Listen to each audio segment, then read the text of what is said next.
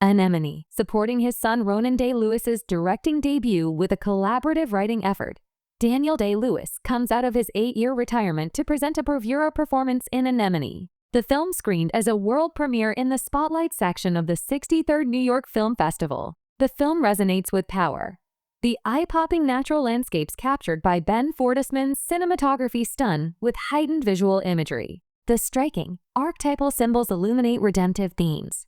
Day-Lewis uses them to suggest that sacrifice, faith, and love can conquer the nihilistic evils visited upon Ray Daniel Day-Lewis and ultimately his entire family. Finally, the emotionally powerful, acute performances, especially by Daniel Day-Lewis and by Sean Bean as Jem, help create riveting and memorable cinema. The significance of the film's title. The title Anemone derives from the anemone flower's varied symbolic meanings. One iteration relates to the Greek myth of Aphrodite, whose morning tears, shed after her lover Adonis's death, fell on the ground and blossomed into anemones, also called windflowers. Anemone petals open in spring and are scattered on the wind, possibly representing purity, innocence, honesty, and new beginnings.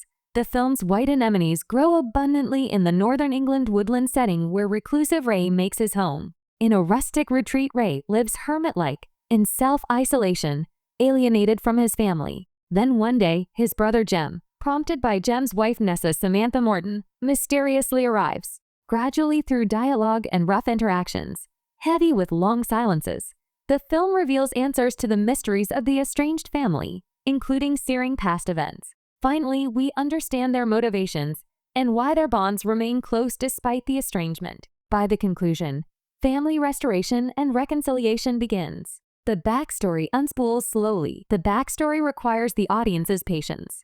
We see Ray's emotional outbursts. They reveal his decades-long internal conflict about not standing up to the perpetrators who victimized him. Neither Jem nor Nessa, who is actually Ray's former girlfriend and whom Jem married after Ray abandoned her and their son, knows his secrets. But the revelations of abuse slowly spill out of Ray as Jem lives with him, enduring his ill-treatment and rage. Each brief teasing out of pain-laced information that Jay spews impacts Jem. With strength and understanding from his fate, Jem puts up with Ray. Each segment of Jay's story moves us deeper into Jay's soul and Jem's acceptance. Cleverly, by listening to his brother and encouraging him to speak, Jem breaks down Ray's resistance. The brothers trigger and manipulate each other with their emotional releases. Once set off, the revelations, full of anguish and subtext, fall in slow motion like dominoes. Then, climactic sequences augment to an explosive series of events. 1. A treacherous wind and hailstorm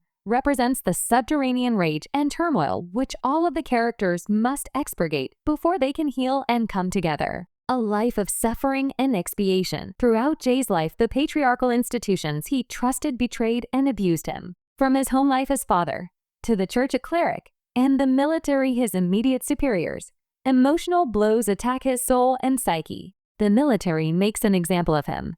Not only was the abuse unjustified and misunderstood, the perpetrators covered it up and forced his silence. This cruel, forced complicity makes his life a misery in a perpetuating cycle of guilt and shame. So he can't discuss what happened, and he refuses to get help in therapy. Instead, he escapes into nature for solace and peace, neglecting Jem, Nessa, and his son Brian, who is grown and needs him. Jay perpetrates psychological violence on them. None of them understands Jay's abandonment. Sadly, Ray's absence and rejection shape Brian's life.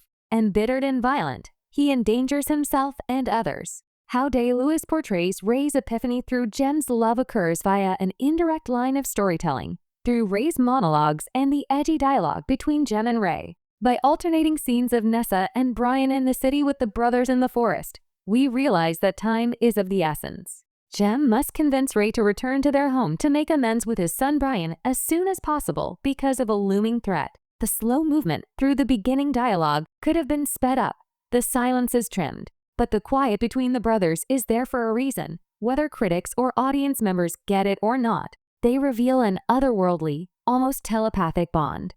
Likewise, on another level, Ray's son Brian connects with his father spiritually, though they are miles apart. The director underscores this through Nessa, who understands that father and son need each other. Nessa encourages Jem to bring Ray home to Brian, Symbolic visual imagery, too, suggests the spiritual bond between father and son.